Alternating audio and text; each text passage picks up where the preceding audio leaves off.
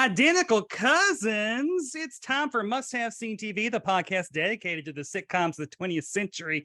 From I Love Lucy to News Radio, I'm your TV guy, Barb Hardly, and I'm also a senior reporter producer for Decider.com in my boy identity as Brett White. And say hello to the Roger Healy to my Tony Nelson, Ethan Kaye. Hello, Ethan. Hey, everybody. And hello, Barb. It's so good to see you again. I know. TV. So, I mean, you got to compliment the outfit. It's absolutely wonderful. I just noticed the earrings, the brooch you pointed out earlier, and the bows, but the earrings are new. What listeners don't know is that even when I'm Brett White and dressed as a boy, I also make you point out what's good about my outfits. No, I'll do that People next like time. Good. People like to feel good about the way they look. And I loved your glasses. Oh, did we talk about that enough? I was wearing them sporadically, and over the last maybe 3 or 4 weeks, my vision's not gotten better, it's gotten worse. And I don't have insurance for another couple days until that kicks in, so I can't get new glasses. So just wearing them as much as possible. I did learn that the brand of glasses is Big Men's Eyeglasses Club. And the style is... That sounds like, are normal eyeglasses too gay for you? Come to Big Men. Assert your masculinity with the way that you actually look at things. But the brand, the style is Big Rays. Ooh, wait, Big Rays? They're all like big executive and like big bonus. And they're all like big things like that. So mine are Big Rays in navy blue. Well, so this is also the portion of the podcast for listeners. You got to know that there is a video section. Go to YouTube, where I show off the look from H to T. Well, you can't really see. Hot pink high heels. Heyo. I at some point I'm going to figure out a camera angle to actually capture the entire elegance of Miss Barb Hardly, because again, when you go through all this work, you want people to see it. Well, you're going to get pictures of this later and also put them up on Barb Hardly's Instagram, I'm assuming. Yeah, you know, but it's working Barb. This is Barb's gig. So we've had some chatter on Twitter. I should have opened that up because someone actually gave us information that we should have had last week. I will say that since coming on as the co-host, I've had 2 new Instagram followers that have followed because of this. So thank you very much, both of you folks. Yeah, hi y'all. On Twitter, Jay Spence at Bonsai8462 let me and Ethan know that hi Brett and Barb. The reason the Tubi episode description of the first Bendix ep of Life of Raleigh made no sense. Remember, it was about him getting a surgery. Was because it's actually the description for the first Gleason ep, and Tubi put it in the wrong place. That Tubi intern better have gotten his school or their school credit revoked. The entire school credit for that one thing. The estate of William Bendix is furious. Suing. Calling up every day. How dare they? Well, and the state of Jackie Gleason's like, I don't want to be associated with him. I learned that I mentioned this whole the whole Life of Riley to my parents, and my mom said, "Oh, we used to watch Life of Riley. I loved it." She grew up in the 1950s, so she would have seen Life of Riley starring William Bendix. Was big into the Life of Riley verse. The Life of Riley fan club. I'm assuming there was one, like a Mickey Mouse club, but for the great William Bendix. Yeah, just all Bendix all the time. I'm trying to see if I thought I had another. This is all stuff that I should gather before the podcast starts because I want to start, when people talk to us on the internet, I want to encourage other people to talk to us. So Zach Wilson on Twitter just said, just listen to the new episode. And what are the odds that Eugene Sanders cups up twice for me in 3 days? And if you follow at Televisionary ZW, they're trying to watch all TV. Oh, one episode at a time. So yeah, I was like, yeah, that makes sense for you. But anyway, thank you so much for listening. I was very pleased to know that people were listening to the show. I'm taking 2 new Instagram followers as a sign that I am accepted as a co-host. I'll do better with the outfit too. Like, I was gonna wear a jacket and a tie, and it's too damn hot. It is just No, too hot. I have air conditioning going and a fan, and it's still too hot. I have air conditioning going as well. So, and again, because again, I'm wearing a whole lot of clothes for an audio podcast with video component. But Isn't the top is pretty diaphanous though. It's got to probably get it yeah, I breathes. mean, I got sheer, it's sheer up top, but right below is a bra stuffed with 6 silicone pouches Ah, to fill it out. silicone pouches like the 90s Yeah. X-Men. Yes. You can take it out now. That's where I keep all my bullets. Yo, that's what Barb's- Cyclops did. Cyclops had all of his bullets for the gun that he didn't carry. Yeah, exactly. Well, unless you got the action figure, then sometimes they would come with a gun, and you're like, "What the hell? What the hell?" I remember that in G.I. Joe, like the character of Lifeline in G.I. Joe, his whole yeah, thing was, I don't carry a weapon, and his toy was packed with a pistol. he's a pacifist. He's the medical officer. He's Respect his decisions. So this week on Must Have Seen TV, we'll be traveling to October 27th, 1965. The Cincinnati Kid ruled the box office. Yesterday by the Beatles, heard of them, topped the charts. And ABC aired the Patty Duke Show episode, The Girl from Nephew. Ethan, you must have seen The Girl from Nephew before today. Never seen it before. Never seen this episode. Have you? So what's your Patty Duke Show history? Patty Duke Show, it was on Nick at Night when I was a youth. Mm-hmm. Watched it several times. I didn't remember it being anything as wild. Like Mr. Ed had a talking horse. Yes. And A-Team was all explosions. And then there's the funny guy who told jokes. And Mr. T was a badass. But like Patty Duke Show, it was entertaining, I remember. But it fell in the kind of line of like Donna Reed and Father Knows, or yeah, for Daddy, where it's like, oh, it's a situation more than a comedy. Well, the episode that we watched, I would say, is definitely leaned towards comedy, but also a lot of situations. No, it was all situations, a string of situations. I mean, I watched the Patty Duke Show on Nick at Night quite often. I don't know if they ever had a block party summer night of Patty Duke Show. But, you know, I also need to thank Mrs. Duke for, I mean, okay, let's just get into the creepy territory. For both being married to a man that I want to have sex with and being the mother of a man that I want to have sex with. I hope both of them are listening creepy? to this podcast. No, Sean Astin is adorable. I've always had a crush on Sean, and we all know that I adore John Astin. So my sister-in-law My sister-in-law has met him several times at conventions and has at least one autographed photo of Mr. Sean Astin's. So he's basically family at this point. Oh, wow. Yeah. And and if you go on like YouTube, you can watch a whole lot of episodes of Tattletales from the late 70s, which was the married couple. It was like a married couple celebrities game, and John and Patty would team up sometimes. Well, and you've spoken to John, you've spoken to Mackenzie. Yes, John was on episode 100 of this podcast, where my unyielding crush on him did not come up because I'm professional sometimes. He would have been flattered. But also my just general admiration for the man. I mean, I guess I could try to show if you can see. I have a drawing of Gomez and Morticia by Wilfredo Torres on my wall, and then an 8x10 of Mr. Astin smoking a cigarette underneath my B.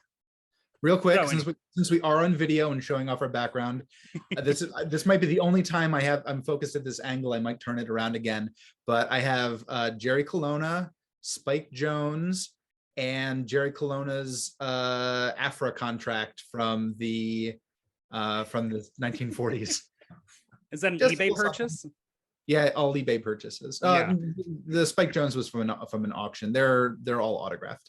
There is, and I forgot to text you, but in the course of writing my Hayden Rourke biography, Jerry Colonna has come up. Was he Bob Hope's sidekick at some point? Yeah, he was Bob Hope's sidekick both on the radio program, the TV program, and they also did the USO tour of the South Pacific together. At which that's where Jerry wrote in his book, "Who Threw That Coconut?" It's a just a travel log of their time traveling, entertaining the troops in World War II. Yeah, he came up because Desi Arnaz was the band leader, and that's all. Yeah. While they were doing that, Hayden was on tour with Lucy. Whole thing. But yeah, no, so I didn't really watch Patty Duke show all that much. It hasn't really proliferated through reruns, but for the premise and the theme song, I feel like more people know those two things than have ever even seen the show. Yeah, and it's funny that the premise is so well remembered, and in the episode we saw, it barely even checked it. No, And I mean, they like that by was season 3, they're like, Kathy's the boring one. She just wants to be Patty all the time. and I think that's something that happened throughout the show, is that let's just focus on Patty. We'll focus on Patty. She's much more interesting. Kathy would get she was around. She did things, but what I've read, it seems that Patty was the more interesting dynamic one. She was the Homer. She was the Urkel. Where instead of being sharing the spotlight, it's no. Patty's great. Yeah, let's just. It was no Stefan Steven Urkel. She has the same name as the star who won an Academy Award. So let's focus on Patty. Ugh, gotta hike up my boobs. When I'm wearing this, I have to go strapless because it's sheer up here. So, Ethan, these are problems that men don't really know about. But they should, because then they'd be you more start cross-dressing. So this week on Must Have Seen TV, we're talking about the Patty Duke Show episode, The Girl from Nephew. It is the 7th episode of season 3, and it was written by Sam Locke and Joel Rapp and directed by Gary Nelson. Here's how Tubi describes the episode. Patty thinks a member of a spy ring is on official business and is trying to trap her visitor. Ethan, how accurate is that description? I think it's inaccurate, because she's not trying to trap the visitor as much as help him out as a spy, being a supplemental spy and making up a mission for him to be on, and helping him along with that mission. There's a lot. That synopsis is written from a different point of view than you would, because it's Patty thinks a member of a spy ring, and that's the girl, that's the woman, is on official business and is trying to trap her visitor, her being Patty's, visitor being the spy. Then it is accurate. We're having a lot of problems with Tubi and their wild descriptions. I love the fact that they have all the episodes. I'm a little less concerned about the admin that is writing descriptions for probably 700 episodes a day. Oh God, yeah. Well, I mean, that's the thing that I've always wondered about, is who does that. I always assume it's interns, but I don't know. It probably is like someone with like an English degree who's like, oh God, I got to get an entry-level job somewhere. The market's horrible. Hey, if you've written descriptions for Tubi, drop a note in the comments, or send us a message. Or literally anywhere would be lovely, because I want to know the secrets. Like, do you watch the whole episode? Do you cheat off of other people's synopses, etc.? So the episode starts, and I noted that it just starts like Ross comes in. He's like, who is Patty's brother? Ross, I love. When I just wait, Ross has the must-see performance. Loved Ross, played by Paul O'Keefe. He is still alive. Oh, good. I believe he is the only regular member of the cast who is still alive. Mm-hmm. He hasn't done a lot of work since. He's gotten to other things, but his big break was he played Oliver on Broadway. Oh, wait, before this? Yes. So okay, so he's coming with the repertoire. Everybody in this show has a record of successes. I mean, not to slow things down, Patty Duke, Academy Award winner for The Miracle Worker. Yeah. The dad, William Schallert, career going back to the 1940s. Yeah. He ended up being president of the Screen Actors Guild before Ed Asner. And right before Patty Duke. Patty Duke was also the president of the Screen Actors Guild. We love it. Yeah. And yeah, it's just an all-star cast. But Ross is great. Love him. And so, like, yeah, he's like, there's an Interpol agent coming whose name is Mr. Madsen, and he's coming. Well, they give him a better reason later on, but at first he's like, oh, he's stopping by because he works with Kathy's father and just wants to give her his regards. Which is very weird, because her father is the editor for a newspaper, and he's literally like, he's a spy. He has no other career. Yeah. The dad even writes an article saying, hey, this spy is coming over to New York to hang out with us. I don't know why that makes news. Oh yeah, like what editor is like, oh god, he's pitching stuff about himself again. This guy. I'm having a house guest, and maybe we'll go out for dinner. I don't know. Although from what like in my research for Hayden's biography, on it, like it would be like a party was had at this house. Here's a list of everyone that came, and that's the article. And it's like half a page, half a newspaper page. Like that's what they wrote about back then. It was a worthwhile party. If it was like, hey, we got six people together for burgers and dogs, no one's gonna say anything. Unless one of those people is Judy Garland. Hayden Rourke did that. Anyway, but yeah, so the Interpol agent is coming. I wrote, oh yeah, Ross was wearing a really cool shirt at the beginning of this episode. It was like a cool stripe, like a polo pullover kind of thing. I was thinking that he looked like you out of drag, but the style of glasses he has is the same style as mine. Oh, big yes. Rays. You big Ross with that big raise energy.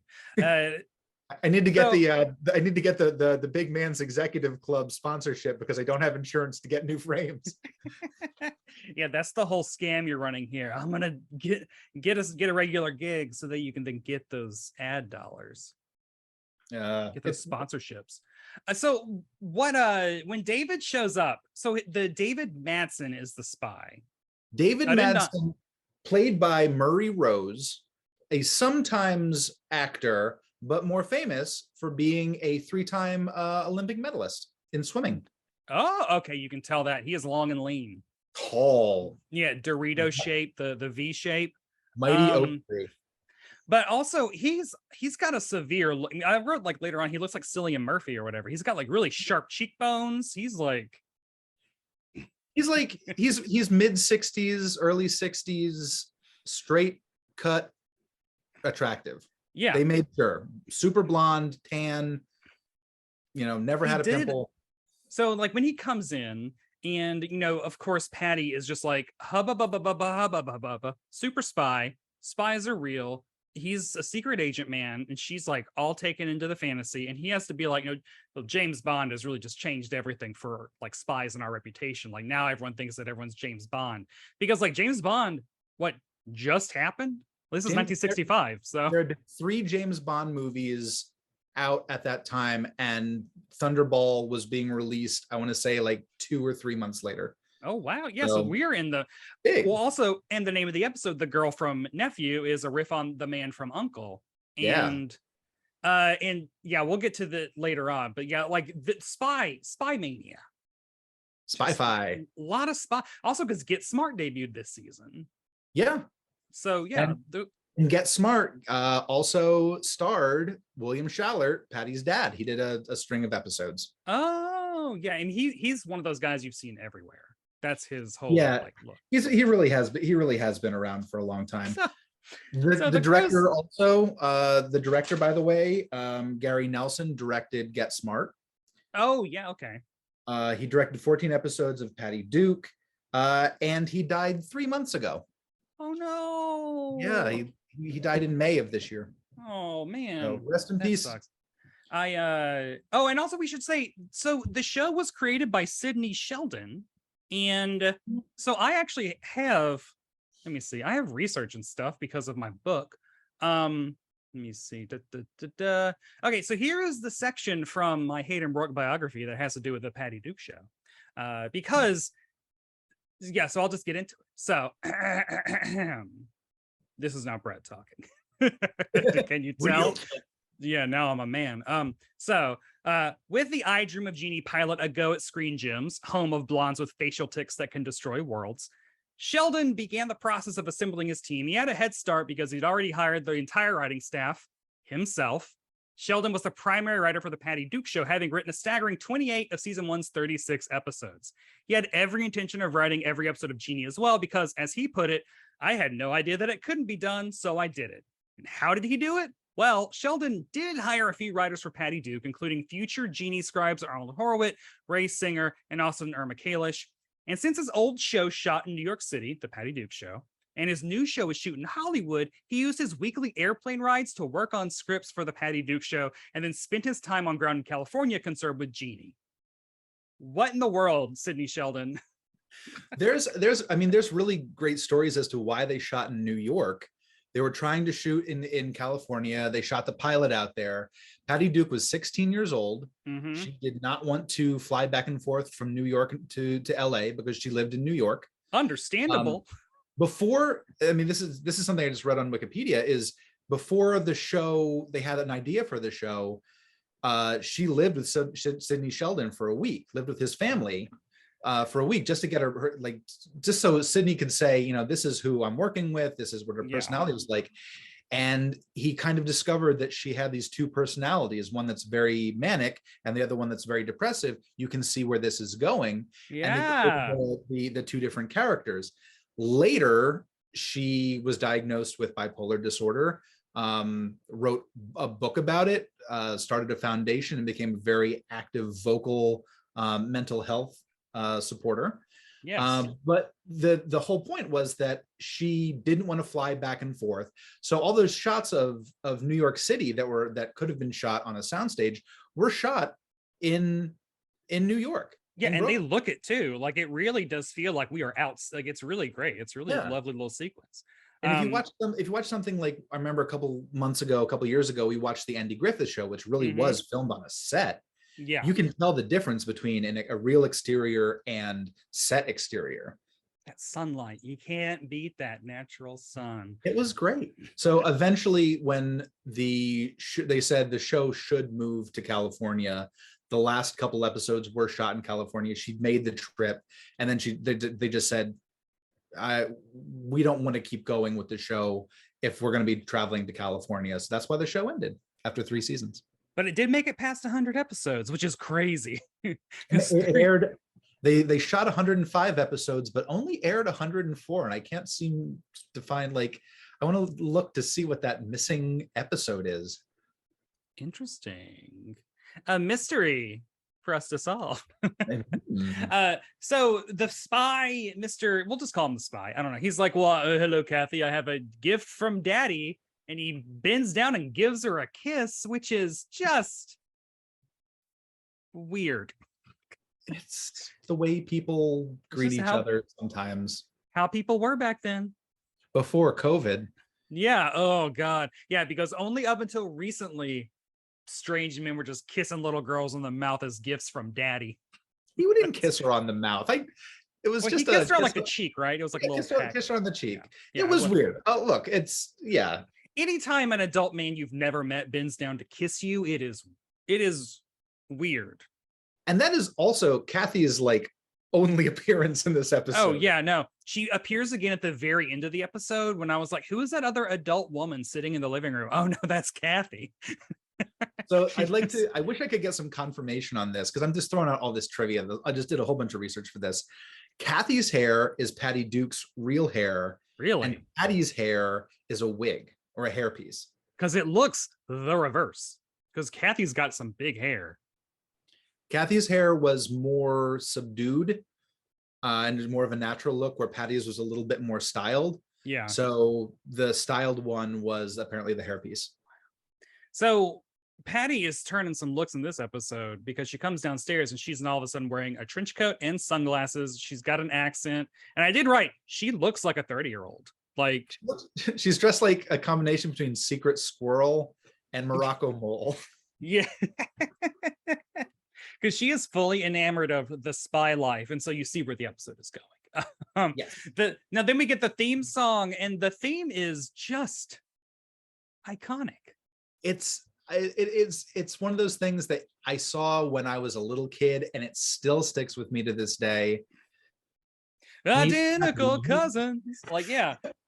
I mean, honestly, like WandaVision, the theme from the 60s theme from that feels very in line. WandaVision, like it really is like a zeitgeisty kind of theme song. It's just a great theme song. Identical cousins. Can't you see that you'll find all the time? Who knows? It was sung by the group that did the Flintstones, the Skipjacks. Oh, wow. That's a good name for a group. The Skipjacks. So Patty then sneaks in to the spy's room. So the spy is staying with them for an undisclosed amount of time, like overnight. It just seems like a very phony setup. Oh, yeah. I'm a spy, obviously a spy. I'm in the newspaper. He's the worst spy ever. Like everybody knows this guy's name. Yeah. It's like, James Bond is coming here to hang out with us, and like he just blew any cover that he had. But David's staying with them for an extended period, like short period of time, and everyone's cool with it. Dad loves it, mom loves it. Dad wrote an article about it. They're excited. Patty uses the excuse of, I'm going to go change his towels, to like go into the room when he's not in there to like look at all of his stuff. And Ross is there. And she's like, he's got poison knives in his shoes. There's a gun in the briefcase. Does Ross like gets out the can of shaving cream and he's like, what's in this? And I was like, I wrote down like, no, it sneaks out dinosaur embryos. Like that's what that shaving cream does. I made a note that the laugh track was really bad. Oh yeah, so this is 100% a laugh track show. This is not a soundstage or in front of an audience. But I can see why I'd like this as a kid. Oh yeah, it really is just it's fast paced, it's fun, the characters are really committed to their bits. I like it. Well, and like Patty Duke as a little actress, as an actor is so good. She is, you see why she won an Oscar. She's so captivating to watch. She's so fun to watch. And I think, yeah, if you're a kid at this time, Patty is a character that's on television that feels real, feels like a teen, also feels written like a teen. Or maybe that's Patty like taking the material and elevating it, but she doesn't seem like, a lot of teens at this time weren't written that well, maybe, or were barely on TV. Or teens were older than what they were playing. You'd get like someone who's like maybe in their 20s playing a teen. That happened a lot in movies, probably less in TV shows. But I mean, the fact that like Patty has agency, she's the lead of a show, she gets into trouble. She's not just a goody two-shoes who's like getting ready to go off to college, which is kind of like the vibe of any type of like oldest daughter on a make room for daddy or whatever. It's like, I'm here and I'm looking for a husband and I'm going to go to school and then going to be a house. Like it's very not much personality there. She had a steady TV boyfriend. I think his name was Richard through most of the show, and they had ups and downs. And they did the reunion movie years later, which revealed that they did get married, but they did split up. They had a kid, and then they split up. But then at the end of the reunion movie, they get back together. Yes, the happy ending, just like Jan on the Brady Bunch Christmas. She gets married to somebody. No, she gets married to them Brady brides, but then when they come back for Christmas, she's having marital problems. But then by the end of Christmas, they're all good. So then we find out like the real reason why the spy is there, probably, which is to visit the girl that he's like dating or seeing. Yeah, because she works in New York and he goes to the doctor's office and like, yeah. So it's like, oh, that's why he's there. He's like, oh yeah, while I'm in New York, hooking up with the woman I love. I love. Her name, I believe, was Irene. It's a serious relationship. So then we get a misunderstanding. Oh God, yes. That he calls her office and tries to get in touch with her, and he gets her answering service, and he says, he makes it cagey. He's like, "Oh, it's the man from England." Yeah, and Patty, of course, is listening, and he's throwing out all this kind of like coded romantic spy talk, but it's not the same as like the eagle flies at midnight or anything like that. It's really just like the man from England. And so Patty, much like when she sees a hot dog, she loses her mind. And that's part of the theme song. I didn't make that up. She loses control, and she's like, he's meeting with some kind of spy. He's on a spy mission. Because he just works for Interpol. Not to say that there aren't spies for Interpol, but there's a lot of support staff. There's desk jobs. There's all kinds of stuff. This works for Interpol. And so that's when, she overhears that conversation, or right? Yeah, she overhears when, because the woman then calls back. Is that when? I can't. That's when she takes the message about where they should meet. Which is this woman Irene's workplace, which is a doctor's office. She's a nurse at a doctor's office. Obstetrics, yes. But she says something like, if he comes over, I'll trap him. Yes. because she's got it on her mind that like I want to also marry David, the swimmer turned spy. That's So the whole point is that two people who are in love are being romantic and cagey, and Patty, of course, assumes the worst. you cannot be cagey in a sitcom. They need to No. just like flat out say, "Hi, my name is David. I work for Interpol, and you know me. I'm coming over to marry you. I'm going to ask you to marry me when I get there. So act surprised. Just let it all out." But no, Patty is now like, there is a spy who is looking to entrap my hunky live-in spy friend. There's no hint of romance though. And I There is love no, that. There's no yeah. crush. She's honestly just infatuated with the gig of being a spy because she wants to be a spy. I love that. And she does not change out of the trench coat and sunglasses. It No. is great. So this is when when we see the outdoors of New York City, and it just and Ross because Ross and Patty are going to the doctor's office because they're like trying to, they're trying to protect their friend.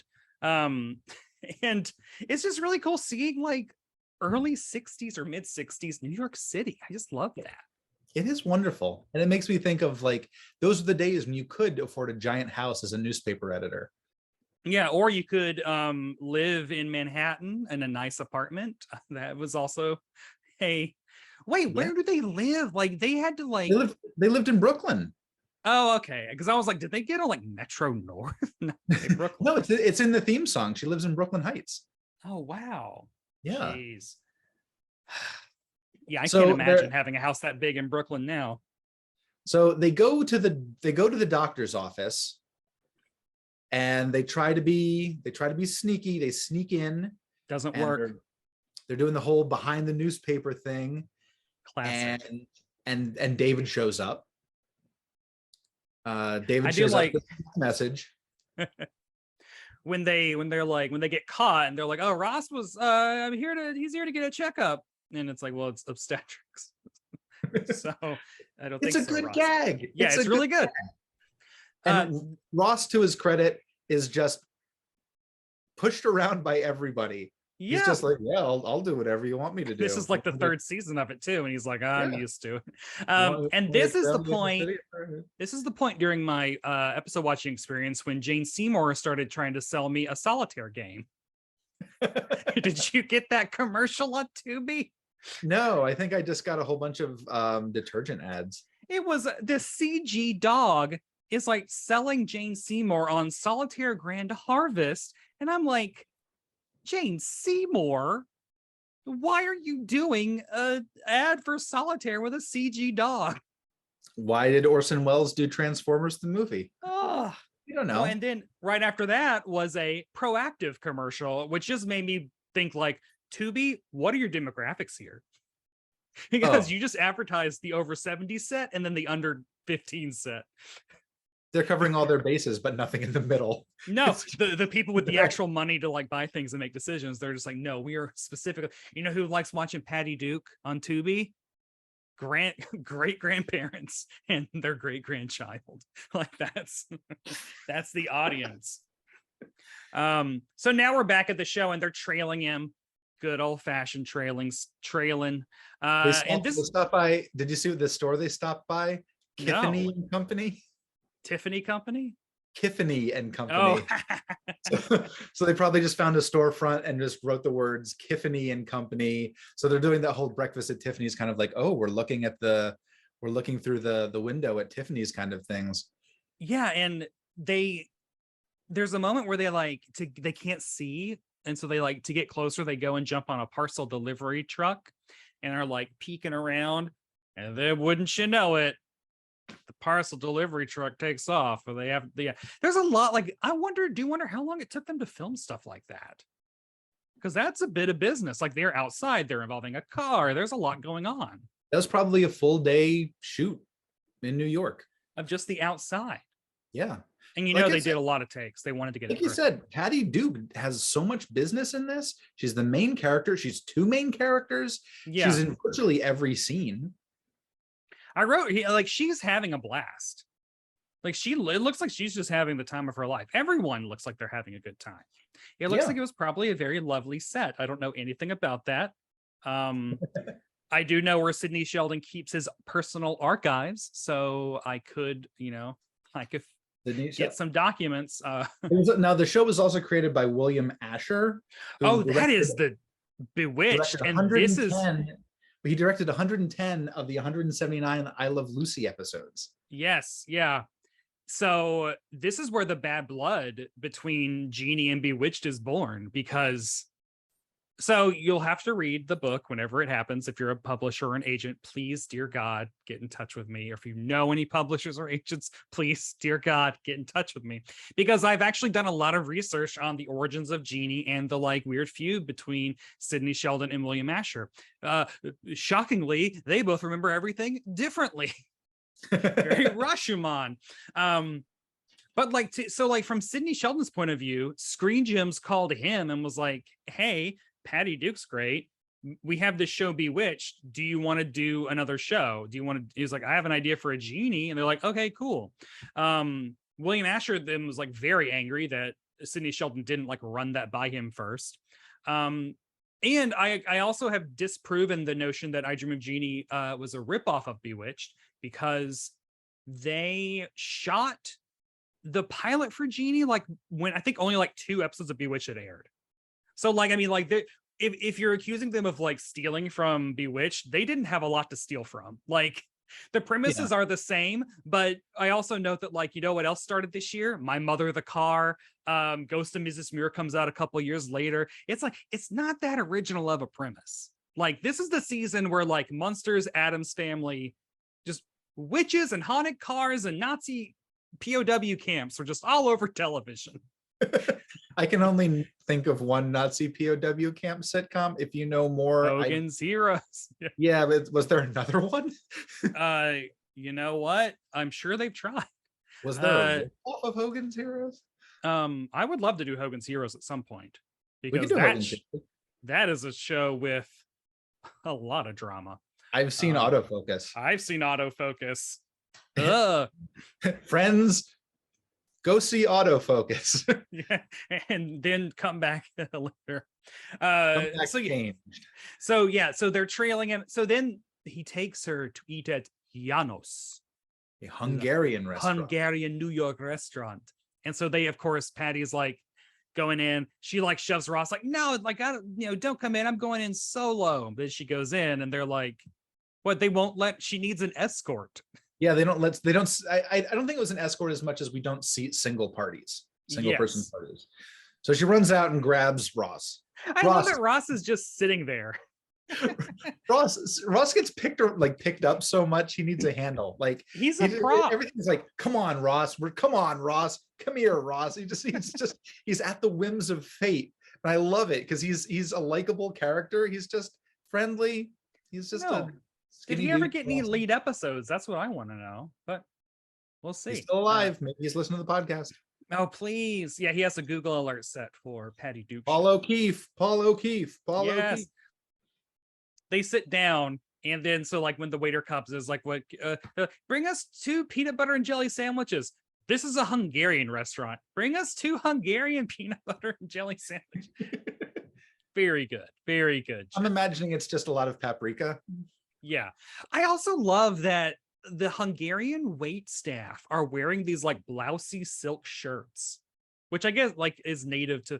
They kind of look like Russia when they do the dance, the babushka. Oh my God. The mamushka. That's not a real thing. Yeah, kind of like that. It's kind of what Gomez wears in Addams Family during that scene. So I'm Hungarian on my grandmother's side. Oh, wow. I know nothing about the culture. I just know that Megan makes goulash. Goulash is Hungarian. It's something that has a lot of paprika in it. We make it with gnocchi because it's really good that way. But your mileage may vary. Well, and the Gabor sisters, infamous Hungarians. Definitely infamous. As infamous as Hungarians as you could get. Yeah. Wait, is Arnold Schwarzenegger? No, he's Austrian. Oh, Austrian. He's Austrian. Yeah. Different country. So the chocolate mousse is coming. because they ordered chocolate mousse, right? The ordered, spy and the lady spy. yes, the spy and the lady spy are talking, and in their conversation, they're talking about this trip that they took to the beach, and they said, "Whoa, where are all the photographs from that?" And Oh, David, the yeah. spy, says, "Oh, I have them right here." And if he does the most spy-y thing you can do, he whips out some microfilm. Yep. Photos are on That's the all microfilm. spies have is microfilm. The microfilm has driven the plots of so many movies. Yeah, For and being really, tiny film, it is really big impact on cinema. just very small So, pictures.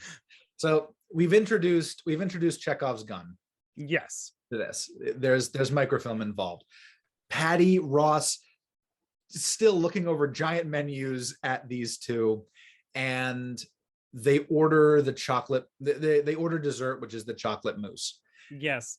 which is served the same way they serve it, I think, at fancy steak restaurants, where they just put it in very big flat dishes and just put. And it's not in a cup. It's not in a bowl. It's flat dishes, and that gets sent over from the kitchen, but it gets intercepted Yes. by Patty, who in some kind of, How, we don't know. Maybe she carries pastry equipment with her. yeah, because it's a white cream, not a chocolate cream, and it says beware. Yeah, She has she the writes word beware on it. surrender Dorothy, but beware is written on the chocolate mousse. And David's like, I know who wrote beware on my chocolate mousse. So is this the first time that he notices that he's being trailed? No, Did he know? Okay, because I was like, he's a horrible spy if this is the first time. no, he I think he knew it, but now she's trying to get his attention. So Yes. so So the, and now this is where he's like, she's like hiding the coat check or whatever. He basically he's like, hey, I need to get this little chick and her brother, his little rugrats. I need to distract them because I gotta hook up. I gotta make time with my hot nurse lady, my hot nurse lady friend. hot nurse lady friend Irene. So he gives her a mission, Plan M, which is a full day of activity. He basically came up with a scavenger hunt Yeah. on the fly. Yeah. Well, he's like, okay, so go to the malt shop, then go watch a double feature, then go drop off this film, and then go home. And then, like, God, There were it's a lot. specifics to it too. He Yeah. said, go to the malt shop, order 2 banana splits, Yeah. and really enjoy them. Then go to the movie theater and watch the double feature. I forget what the double feature was. It was some cowboy movie. Yeah, it was a cowboy movie that I looked up that wasn't real because I was like, oh, are these actual movies? And no. Well, I also tried to do the math of like, how long is a double feature back then? Because I feel like the movies in double feature are probably what, 60 minutes? It depends. Like some of the older like westerns might have been like 60, 75 minutes. Like Yeah. a bit long. This isn't a 4-hour commitment. This isn't like, okay, you're going to go watch Avengers Endgame and Avengers Infinity War back to back. They're having an extended version of Lord of the Rings. Sit through Yeah. all of it. Don't go to the bathroom. There are hidden messages every 32 minutes. Make sure you write down the 5th word. So the silliness happens, and she thinks. When does she think that she loses the microfilm? Is it at the ice cream, the malt shop, or is it in the? It's at the so yeah, it's at the movie theater, I think, because they like go to they eat the instructions also, right? Yeah, they eat the instructions. Yeah, because like they don't want to get caught with them. So Patty is like super suspicious of literally everyone. She's thought that she lost the film, but Ross like was like, no, you put it XYZ. Ross is the spy. Ross is observant. Ross and also unassuming. He blends into the background. He's just a plain, don't take this the wrong way, Paul O'Keefe, but he's a pretty plain dude from the mid 1960s. Yeah, there's nothing. Blonde hair, glasses, button-down shirt. I'm dressed like I'm cosplaying Ross. Yes, you are. And I'm Patty. Honestly, this hair. It's kind of what I was going for. I don't know. Era appropriate. 1960s. Square. Oh, and then so they go to the theater. They're crawling on the floor because she actually did drop the film, and like so now they're actually looking for it. And I was like, the range of people seeing this double feature is all over. There's an old lady next to an adult man. Patty and Ross are there. It's a lot. Yeah, it was a Western film that had a full house, more or less, in the middle of an afternoon, which I'm trying to figure out. So they went to lunch, so that was midday. Then they got ice creams. That puts it around maybe 1 o'clock to 1:30, and then they go see a double feature, which is, I'm going to say at longest is 2.5 hours. Let's say 2.5 Just hours. if we're being as like giving them as much benefit of the doubt or whatever. And it has to be a weekend because there's people of all different ages and dress at this thing. So it can't be the middle of an afternoon. Who in their right mind in the 1960s would skip work to go see a double feature of a Western? No, it's a weekend. The doctor's office is open on weekends, which is very nice because not all doctor's offices are now. And often we need them. Yeah, that's why the world has relied on urgent care for so long. The true heroes. This episode is dedicated to every urgent care. I mean, honestly, yes. Thank you so much for your service. Seriously. Especially during the pandemic when I needed like quick tests and stuff. Like, yeah.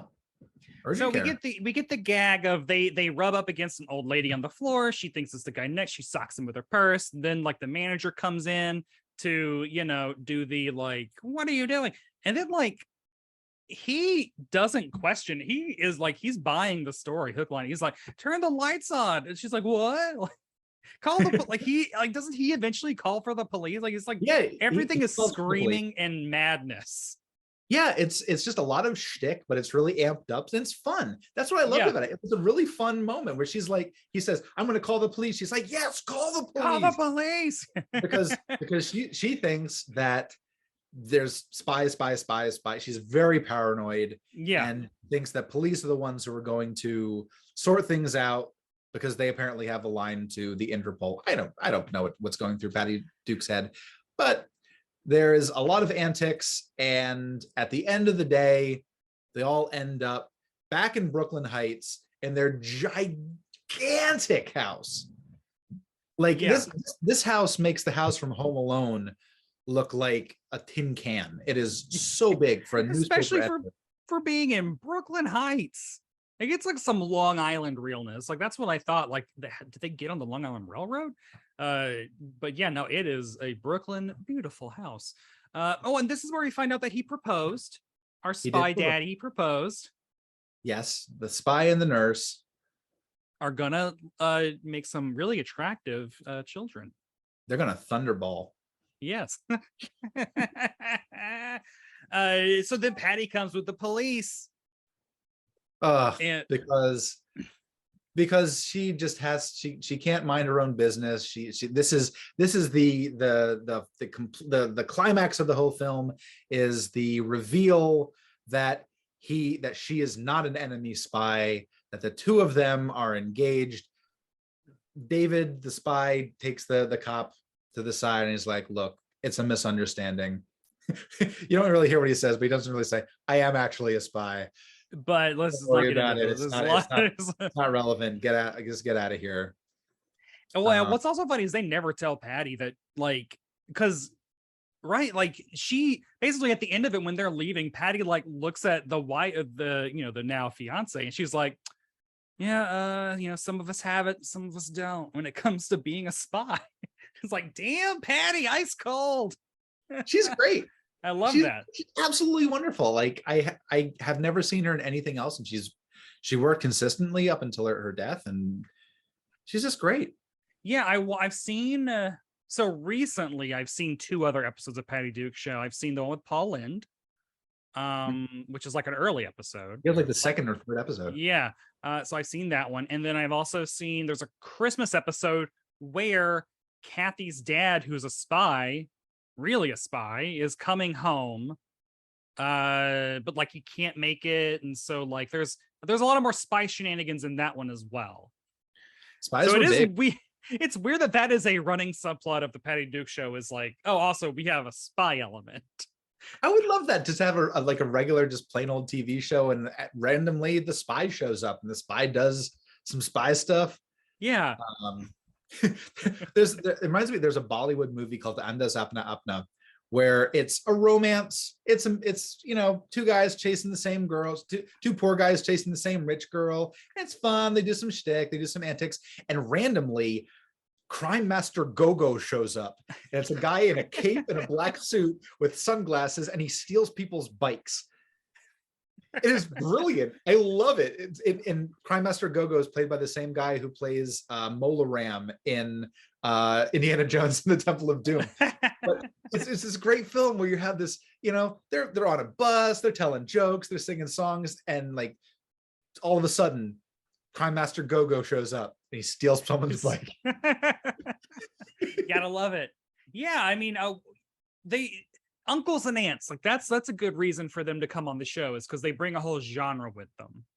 My uncle's an ER doctor, so now all of a sudden this episode can be an ER episode or something. That's a fun little gimmick.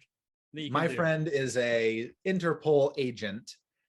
What's like, what does that mean? Like, what did that mean back then? It couldn't have, did it mean spy? Did it mean that? Or was it like, well, is it kind of like, I mean, Interpol is just international police, right? Yeah. The only thing I know is that they're really big on VHS law. If you remember that, from like, what was up with that? Anytime you rent a VHS, like all VHS tapes in the early 80s and early 90s or whatever had like that big Interpol warning at the beginning. Yeah. Hey, have you ever downloaded a car? You wouldn't, would you? Now that's not an issue anymore.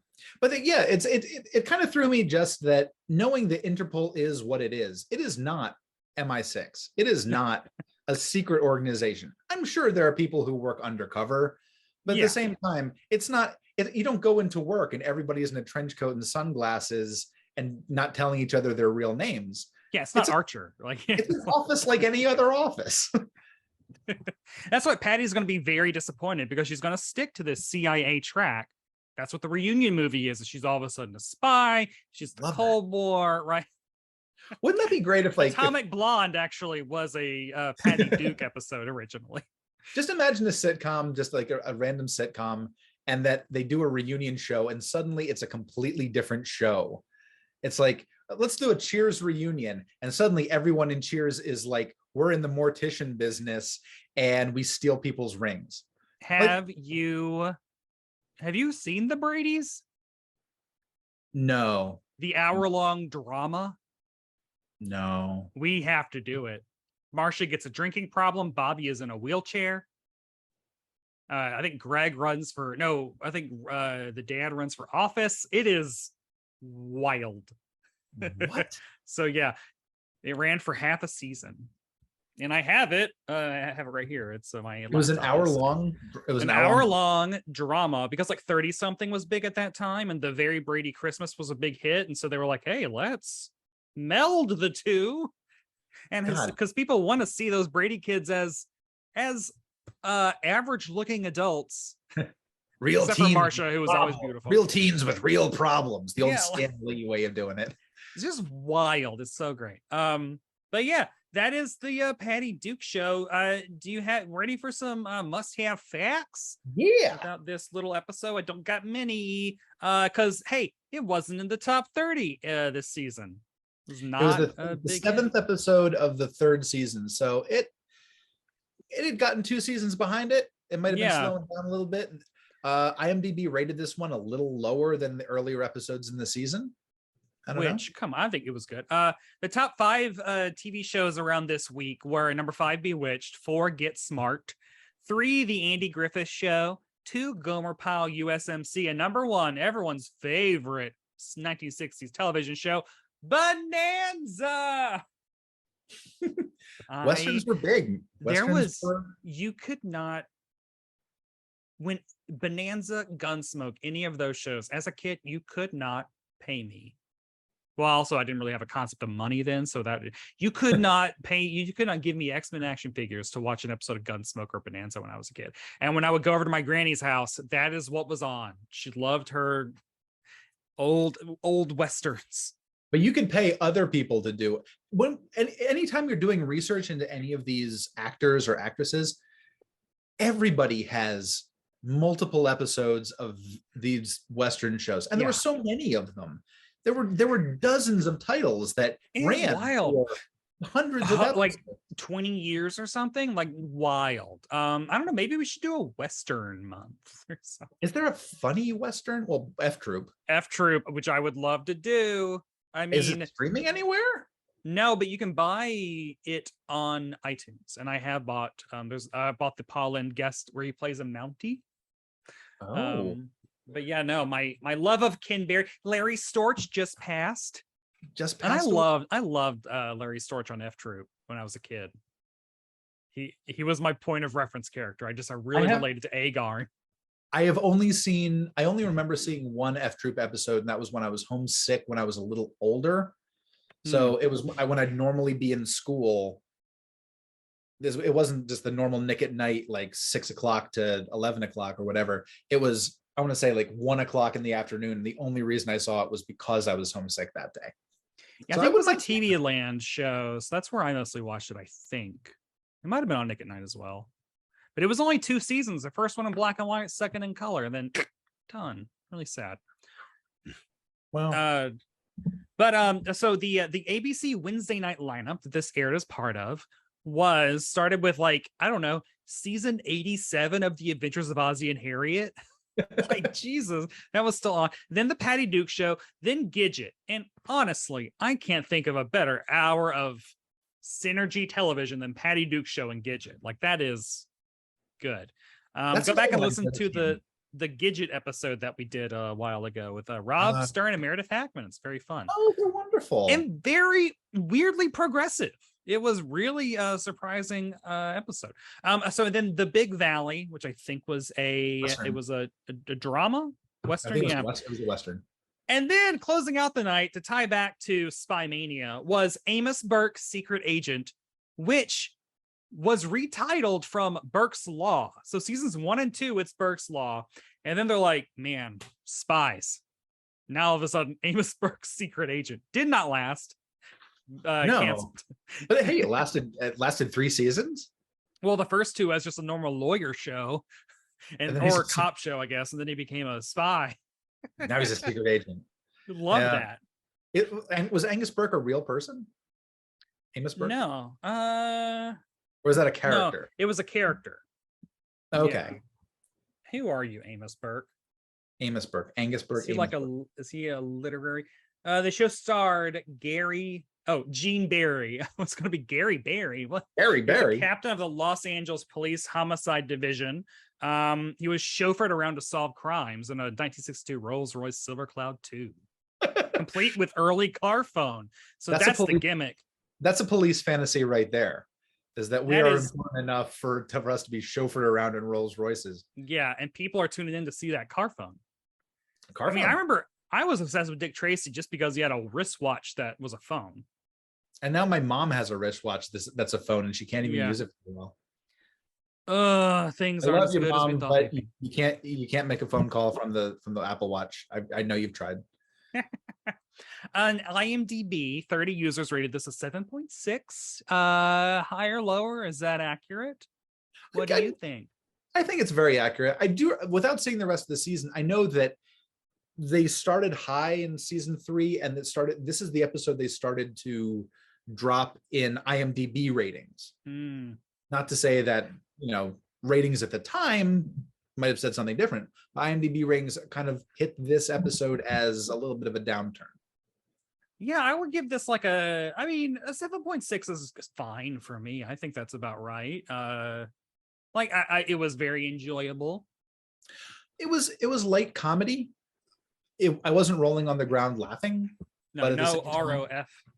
There's so many series that are like that, where so many people tell me, "Oh, it's so hilarious! I loved it," and I can say I like watching it, but I'm not laughing at what we do in the shadows. Perfect example. I laugh out loud at that show.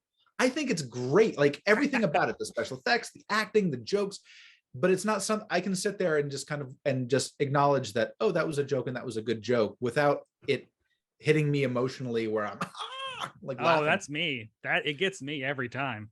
I don't know. It's maybe it's that it's Anything with Nadja and Laszlo. if I love you're them. watching something with a group, I think it's easier to laugh a whole bunch and get that contagious laughter. But if you're watching something with maybe just one other person on the couch or just by yourself, I think it really has to work hard Oh yeah, to overtime. work has to work hard. And there are things that do that. Like I couldn't stop. Like the first time I watched Anchorman wasn't in a theater; it was on DVD, and I really could not stop laughing at that. I was by myself in North Carolina and just laughed. But Patty Duke acknowledged that it's cute, acknowledged that It's it's a very comedy, cute. acknowledged the jokes. It And was what good. I and also because like I sure like a Green Acres, which is a contemporary of this, that show still makes me laugh out loud because Green Acres is wild. Yeah, Green Acres has some great jokes. Ava Gabor is a genius. Uh, so like it isn't just one of those like, well, shows back then weren't funny. It's like, no, Dick Van Dyke Show also makes me laugh. Like, good there shit. there totally are Good shows shit. that are like that. Like I laughed my ass off at What's Happening, the first Mhm. episode that you and I did. Have the whole series set. Love it. It's What's great. happening? What's happening now? Who had the must see performance? Oh, Paul O'Keefe, See, I'm Ross. gonna the Patty Duke because my which I guess is a cop out because it's her show. Look, Ross was she was great. great. She was absolutely wonderful. I just I look like Ross. I dress like Ross. It's a I point of identification. Like you're like, oh, I I feel seen. guys with glasses. Yeah, It's a personality these days. it's Um, why I love Buddy Sorrell because oh man, an irascible, cantankerous 5'5" man who thinks he's funny. That's I understand. so I would say Ross. I would say Paul O'Keefe, just because he's he's the straight man that delivers the punchlines, Mm-hmm. and I like that because Patty is all over the place. When Patty's delivering the punchlines, they're manic Oh and yeah, kind she's of got paranoid. It's nonstop energy. nonstop energy. But when Paul, like when Ross gets in there, it's just like that whole the Eeyore Yeah, feeling of just yeah. like bring down on a killer joke. And I love that. So, and this ties into the must other people see this episode. I don't know because we did not get the full Patty Duke show experience. We did not see any split screen, any No, like twin action. there was more twin action in the credits than Oh there yeah, was in the whole episode. by far. Kathy's hardly in this. It is Kathy not the shows up. Kathy Duke show. Kathy shows up in the beginning to say hello to David, and she shows up at the end to say goodbye to David. Yeah. But there's like the simmering resentment, like my friend comes. Patty's the one that hangs out with him. No one wants to hang out with Kathy. Patty, Patty, Patty. There's probably tons. I know there are tons more episodes where Kathy is a major player, but it. You ever get the feeling you're being cheated? Yeah. So this is the first Patty Duke show episode we're doing on Must Have Seen TV, and it was truly the Patty show. The Patty Show, which is fine. There was by the third season there were a lot of Patty episodes. Patty was the one who was current with the youth. She Yeah. was reflective of 1960s teen culture. So why would you put Baby in a corner? Well, and also as we can have discussed, is like you got to keep your lead happy. Yeah. Like Jaleel White by season 5 or 6 is like, guys, you got to give me something more else to do. So that's when they all of a sudden he's got Bruce Lee powers. Now he's a robot. Now he's etc. etc. The other reason that they filmed in New York, and I can't believe I left this out because it's actually really big, is that in California, she was 16 at the time. Mm-hmm. California had Jackie Coogan labor laws. Oh, Jackie! Where you could not film as much as you could in New York. New York didn't have the laws. So they're like, in addition to her not wanting to fly out to LA, they're like, hey, guess what? You can work more hours on this sitcom, and we don't have to deal with the Yes. Labor Relations Board. Yeah, definitely love when a show can skirt the law to get those good zingers. You get those good zingers. Good content. Well, So- how are we feeling about 2 weeks into a new era, he says as he hikes up his bra. I'm loving it, and I hope that other people love me. I know we Yeah. talked last time about my need for validation. Oh So- God, yes. I mean, honestly, I want people to love Barb. Please. Tell me I'm pretty. Tell me I'm good. Tell me I'm good. It's always Sunny's really good joke. If there's anything, I mean, let's encourage a lot more interaction, because if you guys leave YouTube comments or Instagram comments or Twitter comments or reviews, which are very good, I will try to remember to read them on air. If they're good, if they're good. And if you tag Brett in a tweet, maybe Brett will show me and I'll also be able to comment on it. Yes. But I don't go on Twitter that much, but if you tag me, I'll find it, and that's cool. But you know what? It's up to you. But also Twitter is a horrible cesspool. But no, I'm very excited. Next week we'll be doing an episode of TV from the 70s, because I think it's fun to go 50s, 60s will be 70s. We'll figure out what that is. And I will have a 70s look, so it'll be the Farrah Fawcett hair next week. Oh, which I've been not wearing because I'm like, it's hot. I don't, the bob is a lot cooler. It's the Patty Duke curl. Yeah, but I mean, for me, the full Barb Hardly experience is the main. Who have I become? Another person. You've literally become Barb Hardly. That's yes. Yeah, that's it. I don't answer to anything else unless you're an agent or a publisher, in which case, literally call me anything. And also, if this helps sell a book, if you can sell, a drag queen wrote about I Dream of Jeannie. Hey, like, we can talk. I will do anything. Because I've written 50,000 words. We all want to read the book. But yeah, I mean, so I guess that does it for this episode of Must Have Seen TV. Ethan, where can people follow you on the internets, or talk to you, or tag you, or give you accolades and your flowers? You can find me on Instagram. I'm at Ethan Kaye 55. And I have a Tumblr, which is just memes. And if you look up, I believe it's EK Ultra. It's just memes, and it's awful. Don't go there. Tumblr's a hell site. They advertise. Oh, really? Yeah, Tumblr's a hell site. They advertise the fact that they are a hell site. Oh, okay. Well, at least they're leaning into it. Yeah, it's not like 4chan or like, hell sites, but it is just like, no, there is no redeeming feature to Tumblr. Twitter, yeah. It's not TikTok where you get like medical advice and like, actual like helpful tips. No, Tumblr is all just burning fields and people running into the water. Like that's what it is. But yeah, I'm on Instagram, Ethan Kaye 55. Pictures of cats and stupid things that I find. It's life. Yes. So yeah, next week we'll be discussing Who Knows What. You'll find out when it happens, but it'll be from the 70s. I don't know if you hear this and want to suggest something. If you catch us in the right time, you might catch us before I decide what we're going to do. Until then, we do want to hear from all of y'all. Follow Must Have Seen TV on Twitter and Instagram. Even though who knows how active those will be, just do whatever. If you like what you've heard, please rate and review on Apple Podcasts. Follow me on Twitter at Brett White or at Barb Hardly. I'm also on Instagram at Brett White or at Barb Hardly. And you can read the words that I read at decider.com.